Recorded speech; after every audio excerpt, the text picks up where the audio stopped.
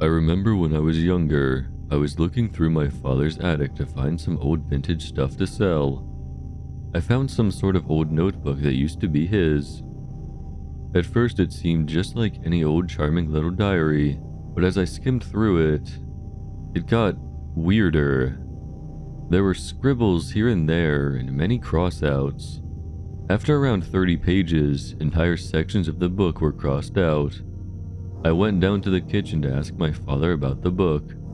Since I was so young, I don't remember much, but what I do remember was he was very angry.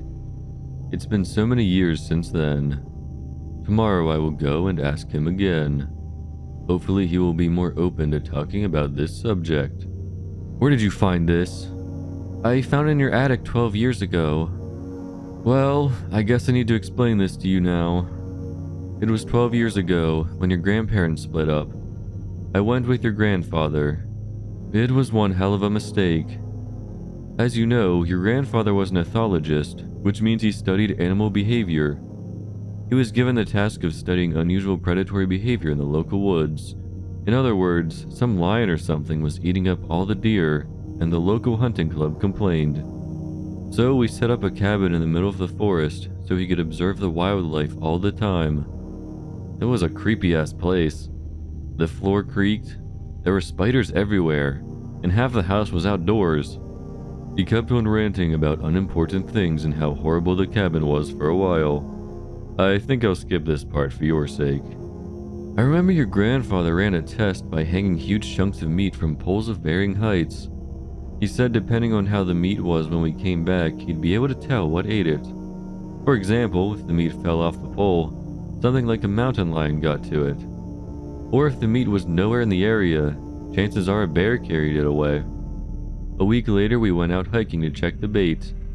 Some of it was scratched up. Other bits of it were half-eaten. But the last sample was the worst. I remember what happened vividly. We climbed up to the area where we remembered leaving the bait. We found the pole. The meat was a couple of yards away. It was still intact except for a couple of chunks missing. My father bent down and examined the meat. Then he handed me a knife. Would you do the honors? I took the knife, bent down and cut it open. Black liquid started to leak out of it. It steamed and bubbled and spilled all over the ground. I stood up. Dad, this reeks!" I shouted. "Dad?" He was standing perfectly still. His face was pale and he was looking down. "Don't move, son. Pose yourself just like me."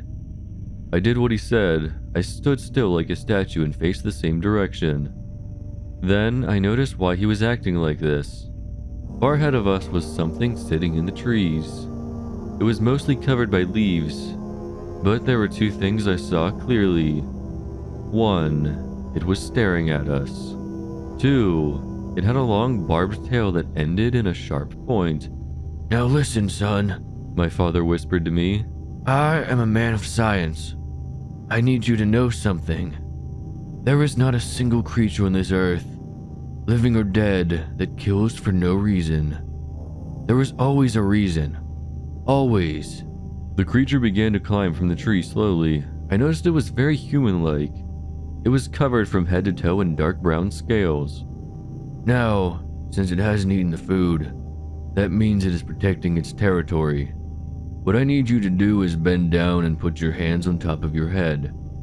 This is a sign of submission. If it continues to come closer, you must run." I did as he told me. The creature continued to draw near. It seemed like it was limping, one leg dragging behind the other, and its shoulders not level to each other. Its face was warped and demented. Its mouth was too far to the left and slightly slanted upwards. Inside was a mess of extremely thin, needle-like teeth. It was constantly moving like it couldn't fit in all the teeth. It made a terrible clicking noise. Its glowing purple eyes were wide, almost like it was scared. Now it was about 10 feet away from us. It stopped and continued to stare at us. It cocked its head. That was a sign of confusion. "Now slowly. Get up. Don't rise all the way. Stay slightly hunched. then proceed to walk backwards, always making eye contact. Once we're about 5 feet away, turn and walk.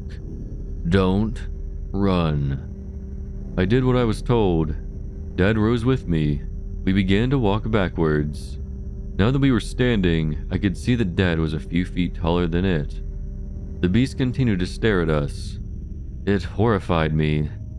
We were around 3 feet away when I broke eye contact. It looked at me and screeched. The noise was a combination of clicking and raw vibrations, almost like someone singing with a sour throat. Run! I began to run. I heard my father's footsteps behind me. I also heard some sort of rustling noise behind me. At some point we crossed a river. I remember looking back and seeing it on the other side of the river, its arms flailing in anger.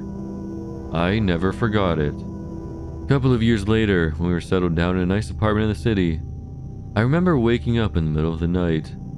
I went to go get a glass of water. I noticed the window was open. I closed it and walked back to my room. On my way, I heard faint noises coming from my dad's room. I went in and I couldn't believe my eyes.